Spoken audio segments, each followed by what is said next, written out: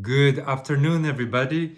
Today is Friday, October 17, 2025, and we're going to be continuing with the reading of the scriptures. Right now, we're at John chapter 17, and we're going to be reading John chapter 18. Okay, let's start. John chapter 17, the prayer of Jesus.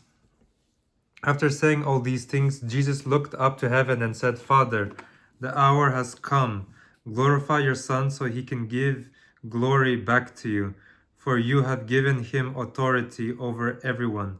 He gives eternal life to each one you have given him. And this is the way to have eternal life, to know you, the only true God, and Jesus Christ, the one you sent to earth. I brought glory to you here on earth by completing the work you gave me to do. Now, Father, bring me into the glory we shared before the world began. I have revealed you to the ones you gave me from this world. They were always yours. You gave them to me, and they have kept your word. Now they know that everything I have is a gift from you, for I have passed on to them the message you gave me. They accepted it and know that I come from you, and they believe you sent me. My prayer is not for the world, but for those you have given me, because they belong to you. All who are mine belong to you, and you have given them to me, so they bring me glory. Now I am departing from the world. They are staying in this world, but I am coming to you. Holy Father, you have given me your name. Now protect them by the power of your name, so that they will be united just as we are. During my time here, I protected them by the power of the name you gave me. I guarded them so that not one was lost except the one headed for this destruction, as the scriptures foretold. Now I am coming to you. I told them many things while I was with them in this world, so they would be filled with my joy. I have given them your word, and the world hates them because they do not belong to the world, just as I do not belong to the world. I'm not asking you to take them out of the world, but to keep them safe from the evil one. They do not belong to this world any more than I do. Make them holy by your truth. Teach them your word, which is truth, just as you sent me into the world. I'm sending them into the world, and I give myself as a holy sacrifice for them, so they can be made holy by your truth. I am praying not only for these disciples, but also for all who hear, for all who will ever believe in me through their message. I pray that they will all be one, just as you and I are one. As you are in me, Father, and I am in you. And may they be in us, so that the world will believe you sent me. I have given them the glory you gave me, so they may be one as we are one. I am in them and you are in me. May they experience such perfect unity that the world will know that you sent me and that you love them as much as you love me. Father, I want these whom you have given me to be with me where I am. Then they can see all the glory you gave me, because you loved me even before the world began. Oh, righteous Father, the world doesn't know you, but I do. And these disciples know you sent me. I have revealed you to them, and I will continue to do so. Then your love for me will be in them, and I will be in them. That's all for John chapter 17. Now we're moving on to John chapter 18. Jesus is betrayed and arrested. After saying these things, Jesus crossed the Kidron Valley with his disciples and entered a grove of olive trees. Judas, the betrayer, knew this place because Jesus had often gone there with his disciples. The leading priests and Pharisees had given Judas a contingent of Roman soldiers and temple guards to accompany him. Now, with blazing torches, lanterns, and weapons, they arrived at the olive grove. Jesus fully realized all that was going to happen to him, so he stepped forward to meet them. "Who are you looking for?" he asked. "Jesus the Nazarene," they replied. "I am he," Jesus said. Judas, who betrayed him, was standing with them. As Jesus said, "I am he," they all drew back and fell to the ground. Once more he asked them, "Who are you looking for?" And again they replied, "Jesus the Nazarene."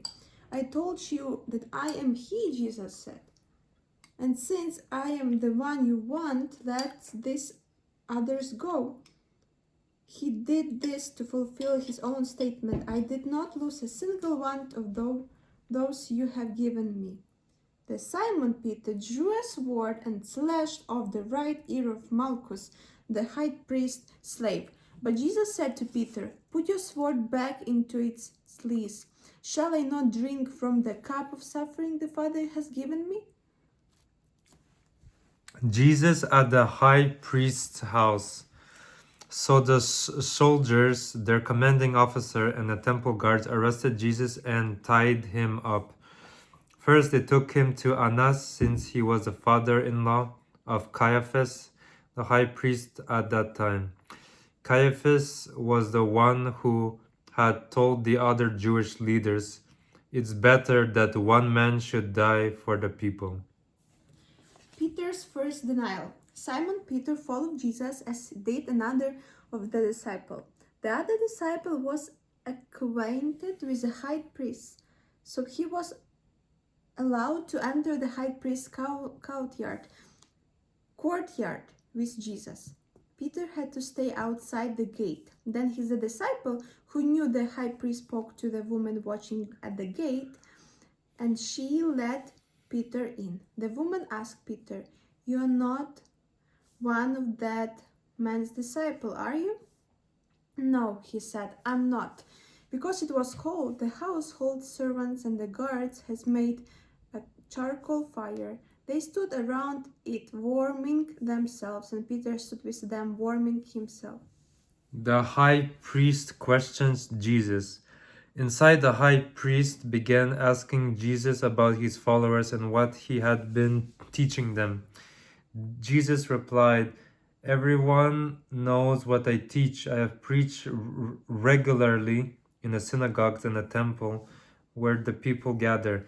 I have not spoken in secret. Why are you asking me this question? Ask those who heard me. They know what I said."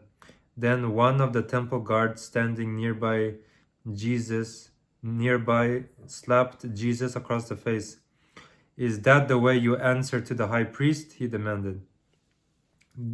Jesus replied, "If I said anything wrong, you must prove it. But if I'm speaking the truth, why are you beating me?" Then Annas bound Jesus and sent him to Caiaphas the high priest. Peter's second and third denials.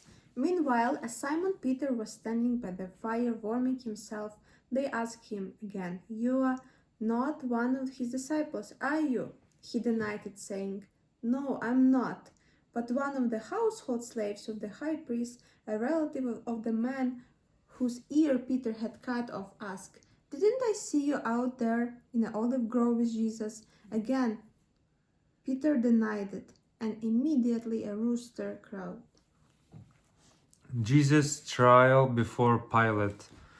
Jesus' trial before Caiaphas ended in the early hours of the morning. Then he was taken to the headquarters of the Roman governor. His accusers didn't go inside because it would defile them and they wouldn't be allowed to celebrate the Passover. So Pilate, the governor, went out to them and asked, "What is your charge against this man?" We wouldn't have handed him over to you if he weren't a criminal, they retorted. Then take him away and judge him by your own law, Pilate told them. Only the Romans are permitted to execute someone. The Jewish leaders replied. This fulfilled Jesus' prediction about the way he would die. Then Pilate went back into his headquarters and called for Jesus to be brought to him. Are you the king of the Jews? He asked him.